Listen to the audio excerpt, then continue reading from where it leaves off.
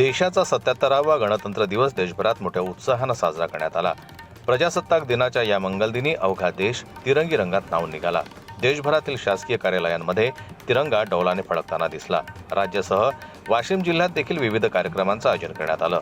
जिल्ह्यातील शासकीय कार्यालय, पोलीस ठाणे, शाळा, महाविद्यालय, ग्रामपंचायती तसेच सामाजिक आणि शैक्षणिक संस्थांमध्ये सकाळी ध्वजारोहण करून तिरंग्याला मानवंदना देण्यात आली। राष्ट्रगीताच्या गजरात संपूर्ण परिसर देशभक्तिमय वातावरणानं भारावून गेला।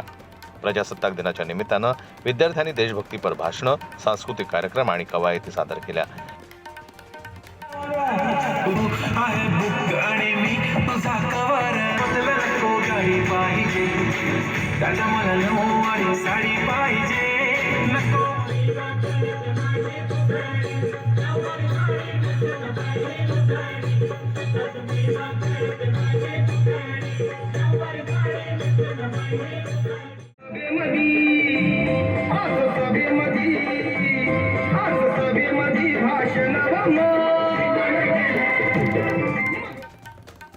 विविध ठिकाणी आयोजित कार्यक्रमाच्या माध्यमातून संविधानानं दिलेले हक्क, कर्तव्य आणि लोकशाही मूल्यांचं महत्त्व अधोरेखित करण्यात आलं।